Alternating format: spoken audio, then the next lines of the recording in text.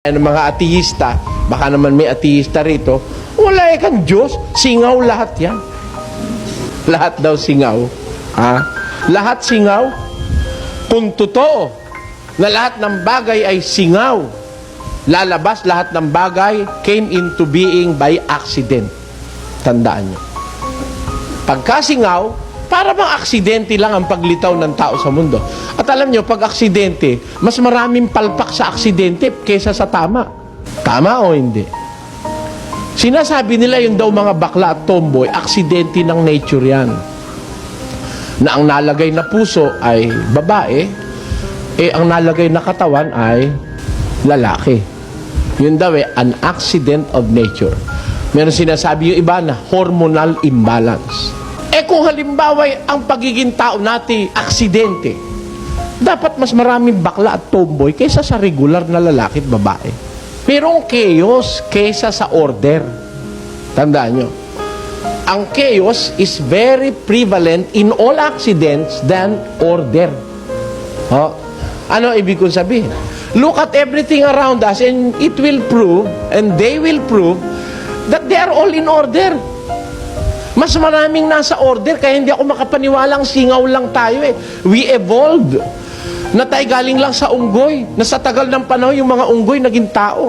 Hindi ako makapaniwala kay Darwin Kung buhay ngayon yun, didiskusyonin ko yung tinamaan ng magaling na yun Meron mong maraming iniligaw na tao yung kalokohan nun Tayo raw galing sa mga isda, naging reptilia, naging mammalia. Pagkatapos ngayon tao na. Kung ang tao ay galing sa unggoy at ang ating nearest na descendant daw yung unggoy. Kung tao yung galing sa unggoy, ba't may tao mukhang kabayo? At kung ang tao galing sa unggoy, sa katagalan ng panahon, bakit may unggoy pa hanggang ngayon? Sige, paliwanag mo. Dapat kung nag-evolve na ang unggoy, wala nang unggoy on the face of the earth. Puro tao na. At sana lahat ng tao mukhang unggoy. Kaya yun mga kamali ang paniniwala, walang base yan. Biblically and scientifically, walang base yan. And it is better to believe the words of the Bible kasi they were proven true since time immemorial. Kasi ang sabi ng mga ateista, ng mga libre pensador, at ng mga kung ano-ano pang mga relihiyong hindi naniniwala sa Diyos, ang pinaniniwalaan ay siyensya, naturalesa, kuno, nature, science, etc. Wala raw Diyos. We came into being because of nature, according to them. Kasamahan niya ang mga ateista, kasamahan niya yung mga libre pensador. Hindi sila naniniwalang may Diyos. Meron ba silang kadiwa? Pakinggan nyo sa 53:1 ng awit. Ang mangmang ay nagsabi sa puso niya, walang Diyos. Kaya alam niyo yung hindi naniniwala sa Diyos, yun ang mangmang. Now, kung tayo ba'y kumilala sa Diyos, mabibilang ba tayong mangmang? O it is wiser for a person, for a human being, to believe that there is God. Meron ba talagang Diyos? How do we know that He exists? Pakinggan nyo. Ang kalangitan ay nagpapahayag ng kaluwalhatian ng Diyos at ipinakikilala ng kalawakan ang gawa ng kanyang kamay. Ang kalangitan nagpapakilala ng kaluwalhatian ng Diyos. At ang kalawakan ay nagpapakilala ng gawa ng kanyang mga kamay. May Diyos o wala? Meron. Bakit? May kamay pa nga May ginawa. Di ba? Ang kalawakan ay nagpapakilala ng gawa ng kanyang mga kamay. Who will claim and who can claim being the creator of the universe? There is no human that can make that claim.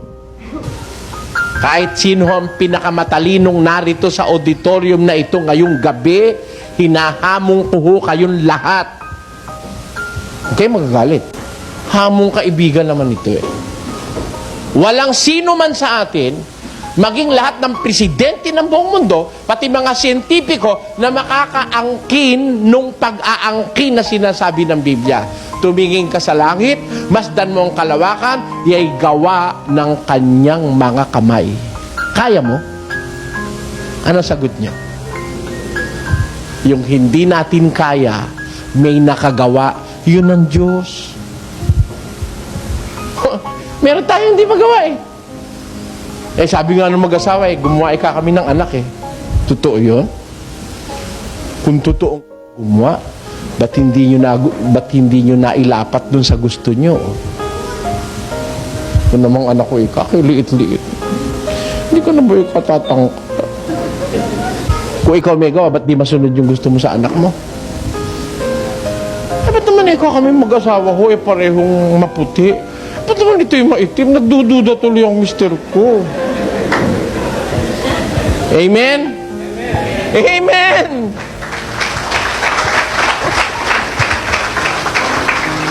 Ikaw ba may gawa? Hindi nga eh. Kaya walang pinakamabuting pruweba ng pagiging meron Diyos, kundi yung kanyang ginawa. May patotoo ba sa Biblia? Kung ginawa, yun na nagpapatotoo dun sa gumawa. Pakinggan nyo sa Roma 1:20. Sapagkat ang mga bagay niyang hindi nakikita, buhat pa ng lalangin ang sanglibutan, ay nakikitang maliwanag. Sapagkat tanto sa pamamagitan ng mga bagay na ginawa niya. Paano natin natatanto? Paano natin nalalamang may Diyos? How do we know? How can we have that slightest suspect that there is a being like Him? Sabi ng Biblia, ang kanyang mga bagay na hindi nakikita buhat pa ng una, mula ng lalangin ng sanlibutan, ay nakikita ng maliwanag sa pagkatanto sa pamamagitan ng mga bagay na ginawa niya. Kaya nalalaman mo mahusay ang karpintero, yung ginawa niya eh. Amen? Paano nakikilala yung mahusay na cook?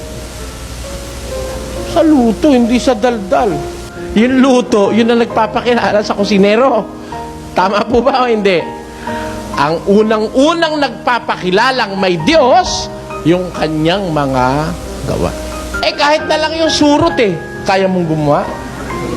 Naku po eh, kahit surot, di mo kayang gawin eh. Pruwebang may gumagawa na mas mahigit sa'yo at mas matalino. Biro mo pati surot na isip niyang gawin. Dapat ba ikaw may surot pa sa mundo? Ba magtanong ka sa siyentipiko, alam nila kung bakit may surot. Wala raw silbi appendix. How dare you? Tutol ako agad doon. Hindi ilalagay ng Diyos yun doon kung wala silbi. Sukat wala naman diferensya appendix, aalisin mo para wala na raw second operation. It is better to have a second operation, an appendectomy, than to remove a good functioning appendix. Sige nga yung kilay mo, ba't nilagay ng Diyos? Makikilala siya sa gawa eh. Sino ba gumawa ng kilay mo? Pwera na lang kung iniba nyo na ang kilay nyo. Yung kilay, ba't ginawa ng Diyos? Oh, bakit? Eh kasi alam ng Diyos, papawisan ka. Pag walang kilay, di dire-diretso yan dyan, mahahapdian ka. Pero kung may kilay, at least lilihis yung papunta ron. Para rin yung ating ilong dito na may balahibo. Kaya nandyan yan, para halimbawa, mayroon lamok, masasala yung lamok. Eh pagka yung lamok ay dire-diretso dun sa iyong baga, magkaka-infeksyon ka ron. Oh, kita nyo? Lahat ng ginawa ng Diyos may dahilan, may karunungan behind it.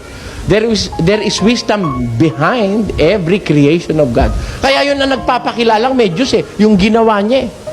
Tama yung nasa Biblia. Sabi sa Biblia, ang kalangitan ay nagpapahayag ng kaluwalhatian ng Diyos at ipinakikilala ng kalawakan ng mga gawa ng kanyang mga kamay.